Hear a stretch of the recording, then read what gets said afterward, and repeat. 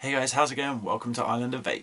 And one of the main problems that I've come across as someone who's progressed from the old school style spinner batteries, the egos, the twists, to more powerful box mods in order to power low resistance coils, big wattages, big voltages, RDAs, kind of dripping, stuff like that, is that I find box mods to be kind of cumbersome. That's not to say they're a bad thing. I love box mods. They're absolutely fantastic. But I'm going away to London in November. We're going to go watch some WWE, going to go check out Harry Potter Studios, all that kind of cool stuff. So I need something for London that's going to allow me to continue powering coils anywhere from between kind of 0.3, 0.4 up to sort of 0.7, 0.8. But I don't want to be taking a box mod with me on the plane. The last thing I want is to be getting onto the plane, some guy pulls this out of my bag and he's kind of asking like, oh, what's this?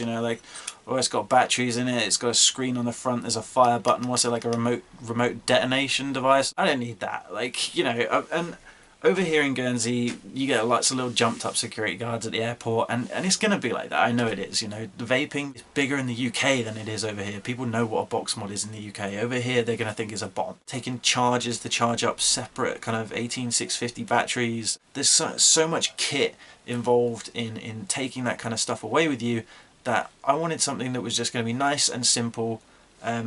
Go back to your roots. Something that's more like an ego style battery, but something that's going to power those tanks. So that left me with very few choices in terms of something small that's not 18650 powered that I could kind of get away with taking. There's a few options out there, but being an Aspire fanboy, I make no bones about it, I opted for the Aspire CF Sub-Ohm Battery. I know I'm kind of late to the game with a review of this, but I only just got it. It's only really just occurred to me that it would be a good thing to have. So here's the packaging here.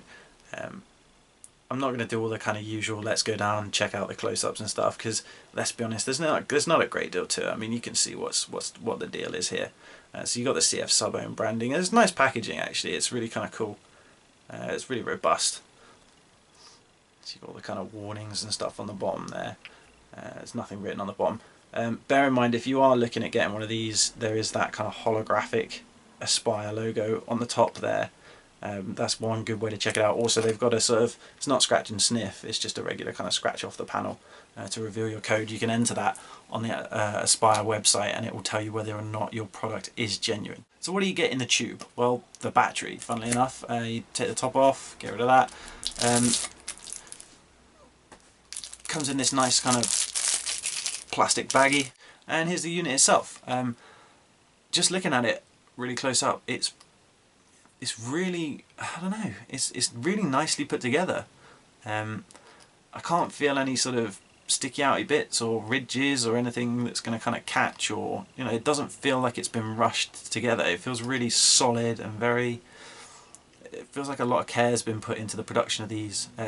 It's got a little logo kind of stamped on there at the bottom, CF Sub-Ohm. You can see there the carbon fibre, obviously the CF stands for carbon fibre. That looks absolutely great. My girlfriend's got a red carbon fibre version of this, which the carbon fibre, you can see the depth of it a lot more with the red one. It looks a lot more 3D, but this still looks absolutely fantastic. I opted for the black one because I'm a bit of a petrol head, and regular black carbon fibre is my thing. On the base there, you can see you've got your vent holes. Obviously, it's not an 18650 battery. But it's still good to have vent holes. If the onboard battery does vent, it's got to have somewhere to vent, basically. So that's what that is. Up top, one button. You got your firing button there, and on the back you got the usual sort of copyright stuff, safety stuff, whatever. But no, it's really well put together, really nice. The button, I have noticed actually just now, it does rattle. I don't know if you can hear that. There's a bit of a rattle to the button, there's a bit of play there, which is a bit of a shame. It's going to be a bit annoying, but get over it. It's a button at the end of the day. It's not fixed to anything in particular on the side, so there you go. On the top, your regular old 510 connection. It is sprung, which is brilliant. Saves you having to adjust it on any RDAs or on any tanks. But yeah, it's a nice size. It's still relatively chunky, But the good thing for me is that it actually looks like your average e-cigarette battery, which is fantastic. You know, if I'm going through customs with this, with a tank on the top, less likely to get pulled thinking it's a bomb. So as far as the specs go, it's 2000 milliamp hours, so it's pretty good. It's pretty long life. You know, it should be relatively long lasting. You get a day and a half, maybe even 2 days out of this. Depends on how much you're using it and what sort of coil you're powering. It outputs 4.2 volts solidly. Regardless of what tank you put on it, it will power that tank to 4.2 volts until the battery dies, which is perfect for me because I've found recently the sweet spot for a lot of the coils that I'm using is practically 4.1, 4.2 volts. So that's perfect for me. It is designed specifically for the Atlantis 1. It's a bit of an old mod, it's about a year old, but I've just screwed on the Atlantis 2 there. You can see, I mean, there is absolutely zero, let's have a look. There's zero kind of like overlap on the sides there. Bigger, wider tanks, obviously you are going to get some overhang. These are designed primarily, first and foremost, for Atlantis tanks. I do have my Triton kicking around somewhere, so see how the new Triton fits. These things are not a lot wider than your average Atlantis tank. So fitment, as far as they go, yeah, it's pretty much the same. You can see there, there's really minimal overlap. You know, like 0.5 mil, something like that. I mean, you'll notice it if you're running your thumb up and down on it, but you know, at the end of the day, it's a battery for a tank, whatever. So back with the Atlantis 2. I guess most important thing of all is how does she vape? You know, how well does it go? Are the clouds going to be just as big? It's your usual 5 clicks on. You get a nice kind of bluey, pinky glow off the button there. When you fire it, it does go blue. And I think when it's running out of battery, I think it blinks, and then when it's totally dud, it does go orange. So let's fire her up and see what kind of hit we get out of her.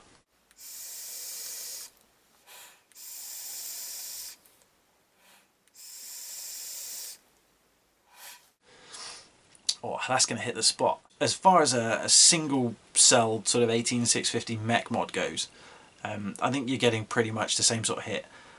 It's not got quite the force of something like the Sigeli 150 watt that I've been using with the 2 cells in there. The hit's not as immediate, the vape's not as hot, but it still hits the spot. It's chucking clouds, you know, it's powering this coil. This is a 0.4 ohm coil that I've got in here at the moment. It's one of the Triton coils. Obviously those fit in the Atlantis tanks as well. But yeah, it's great. I mean, it's powering the tank. This is basically just what you need. You're going to get a very, very similar experience to your average box mod. If you're using a sort of Kangatech, one of those sub boxes with the single 18650 in it, anything like that, single 18650 powered, is pretty damn close.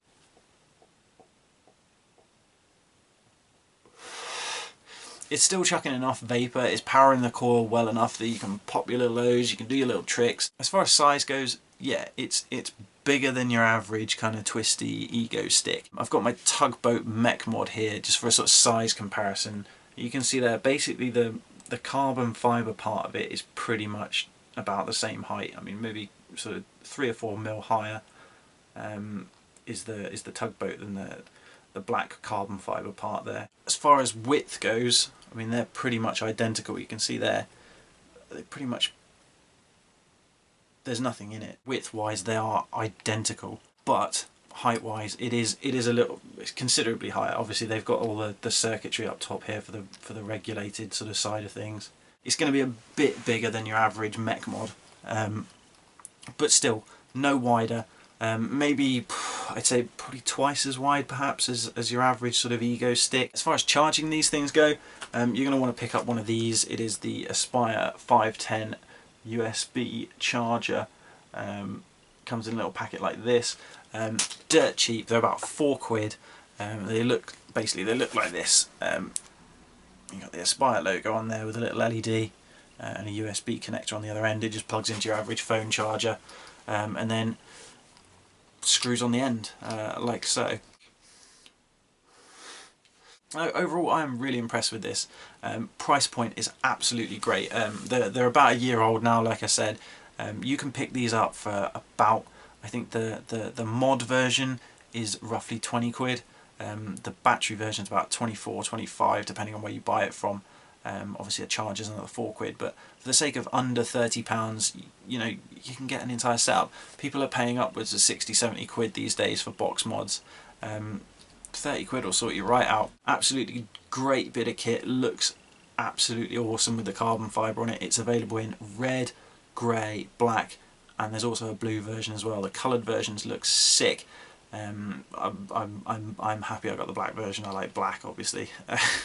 But no, there's some great colour options available. Perfect bit of kit if you are going away and you need something to power your sub-ohm tanks. This will go from a 0.3 ohm coil all the way up to a 1 ohm coil. Don't try and run anything like a 1.6 or 1.8 on there. It's not going to work. This is designed for sub-ohm tanks. But yeah, absolutely brilliant bit of kit. Really chuffed I got it, and the price point is fantastic. So if that's what you're in the market for, go out and grab one. They are awesome. I'm still impressed with the clouds I can get out of this thing. So anyway, as ever, leave a comment if you've got a question, if you've got a query. Comment below, I will get back to you. We've had some fantastic comments recently. I've been glad that I can sort of have a chat and interact with some of you guys. It's awesome. Don't forget, check out www.islandofvape.com. We're on Instagram as well, Island of Vape, all one word. And yeah, like, comment, subscribe, all the usual nonsense, and I'll see you next time. Happy vaping.